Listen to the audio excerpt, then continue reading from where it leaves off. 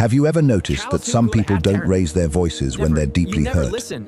They don't argue, they don't defend themselves. Instead, they go quiet. To the people around them, that silence can be confusing. It can look like they no longer care, cold, distant, even like a punishment. But what if that assumption is wrong? What if silence isn't the absence of emotion at all, but the result of feeling so much that the brain can no longer find words heavy enough to carry it? The human nervous system isn't designed to answer every emotional wound by speaking. When fear, sadness, or disappointment become overwhelming, the brain doesn't always fight, and it doesn't always run. Sometimes the safest thing it knows is to go quiet, not as a choice, but as a biological response, a shelter while the mind organizes feelings too heavy to hold at once. In this video, we'll explore what may be happening inside the brain of people who go quiet when they're hurt, why it's so often misunderstood, and why for some, silence isn't a sign they've stopped caring. It may simply be the only way their nervous system knows how to protect them before they fall apart. If you've ever gone completely silent after being hurt, you may have wondered why you couldn't just say what you were feeling. The words were there moments before, but when the moment arrived, they vanished. Many people assume this is simply avoiding conflict, but neuroscience offers another explanation. Most of us know the brain's fight-or-flight response. When we sense danger, the nervous system prepares us to confront a threat or escape it. Yet there's a third survival strategy that receives far less attention: the freeze response. Instead of preparing the body for action, freezing shifts the nervous system into a state of temporary inhibition. It isn't weakness or indecision, it's an automatic protective mechanism that appears when a situation feels emotionally overwhelming, deeply uncertain, or impossible to resolve. We usually picture it in physical danger, but emotional experiences, like rejection, betrayal, humiliation, the fear of losing someone important, can trigger the same pattern. When they do, the brain stops chasing the perfect sentence. Its first priority becomes restoring stability. Because speaking is far more complex than opening your mouth. In seconds, your brain must organize thoughts, regulate emotions, choose the right words, and predict how the other person will react. When emotion exceeds what it can process, those systems overload. Your heart races, your chest tightens, your mind is full, and yet, nothing comes out. From the outside, that silence can look intentional. Inside, it feels like every emotion is trying to speak at once. Staying quiet may be the nervous system's way of preventing greater harm, since words spoken in overload are often impulsive and impossible to take back. So silence is frequently not the opposite of communication. It's communication, paused, while the nervous system finds its balance. Because sometimes, before we can express what we feel, the brain first has to make sure we can survive the feeling itself. For some people, silence doesn't begin when a conversation ends. It begins long before the first word is spoken, long before anyone notices a change in tone. They've already felt it. Their brain is constantly gathering signals most people barely register: a hesitation before an answer, a pause mid-sentence, a smile that doesn't quite reach the eyes. On their own, none seem important. Together, they form a pattern. This usually isn't a conscious choice. Their brain simply does what it has learned to do. It observes, compares what it sees with thousands of similar moments in memory, predicts what those subtle changes might mean, and prepares to protect them before anything painful can happen again. Observe, compare, predict, protect. A sequence so fast it feels automatic. Neuroscience suggests the brain is constantly making predictions, combining new information with past experience to anticipate what comes next.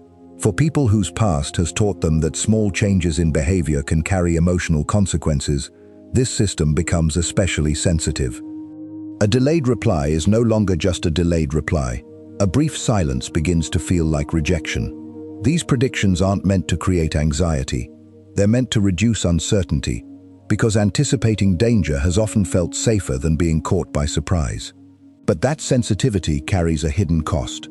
While others simply experience a conversation, this mind processes several at once: the words, the emotions behind them, the things left unsaid, and the outcomes that might follow.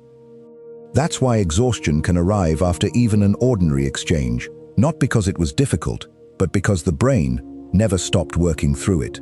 To someone watching from outside, the conversation is over. The room goes quiet, and it looks as though the person has moved on.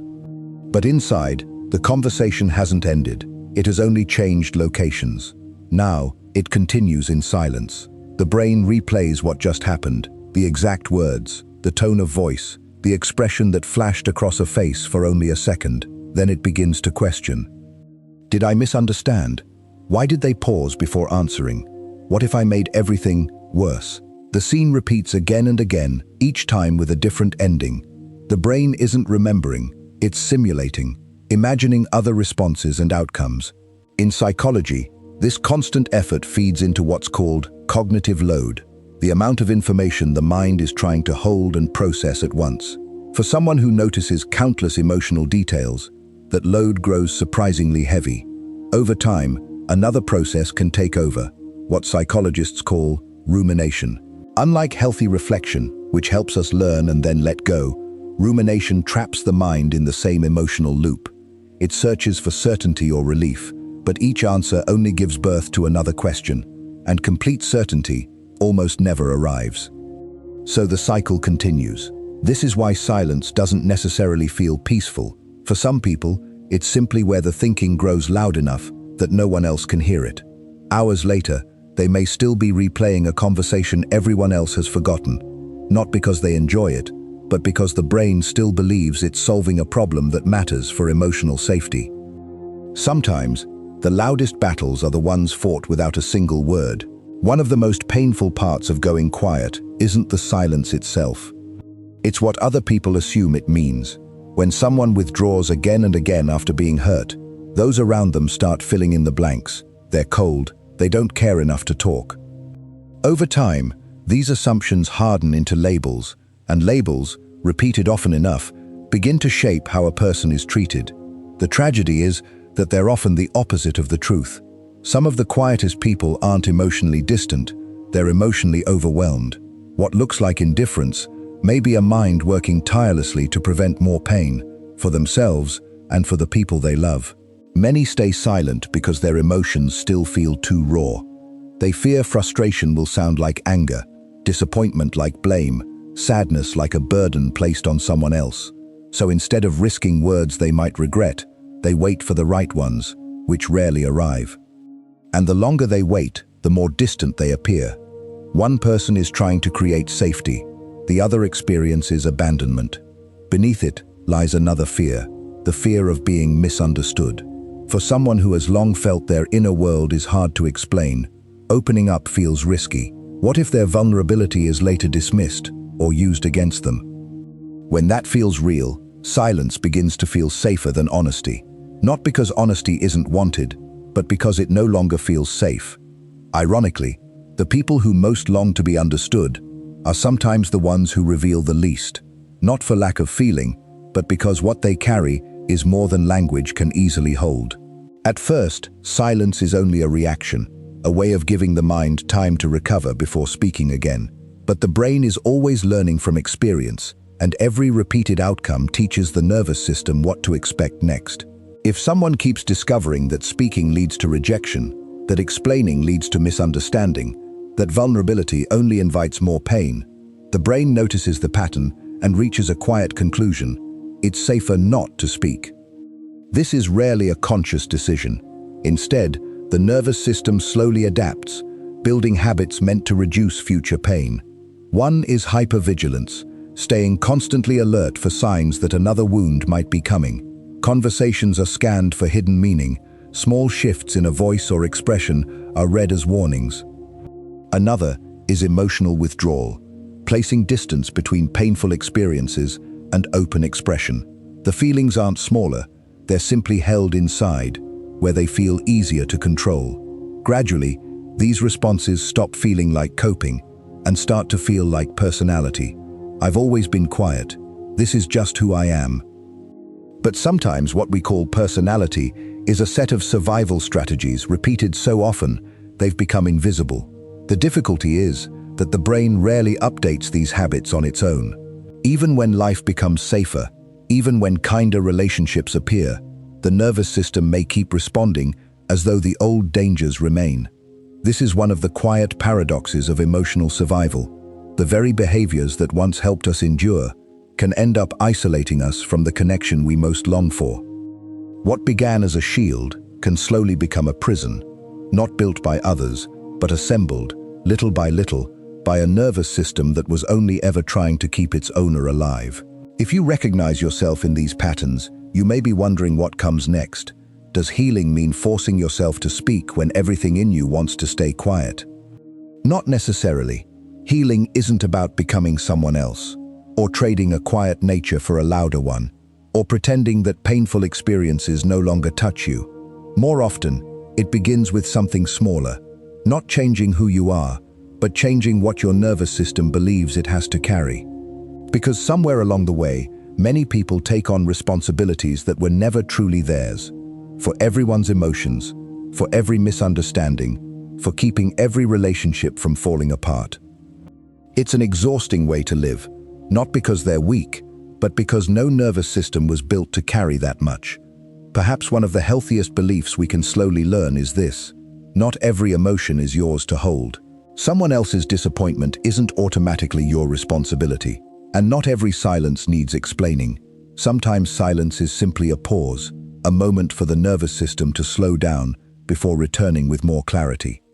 That space isn't avoidance, it can be regulation, and it can be self-respect.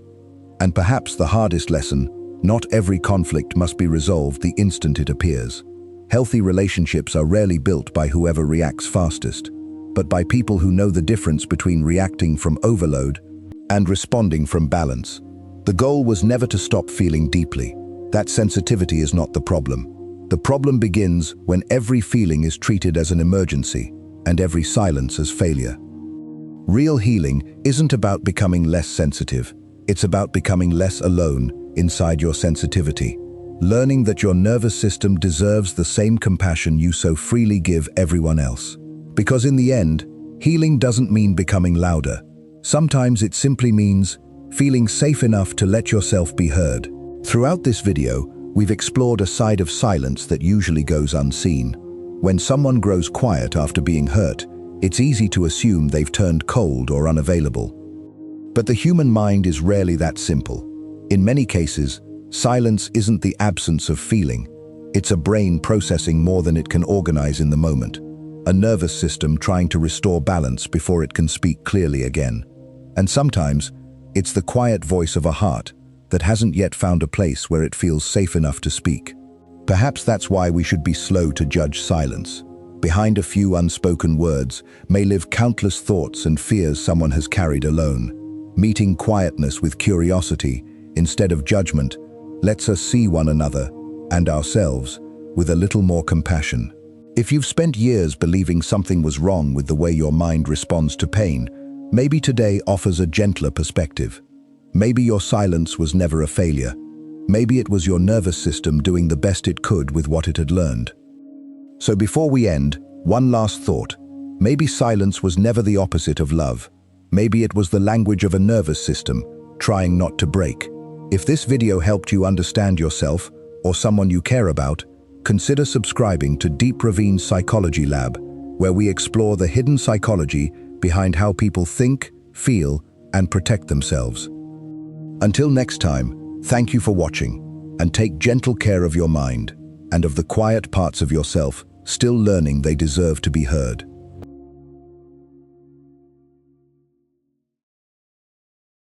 Deep Ravines Lab Protocol.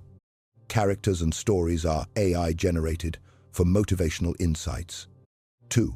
Content is curated for entertainment and exploring the messiness of human psyche. 3. No proselytizing or harmful content.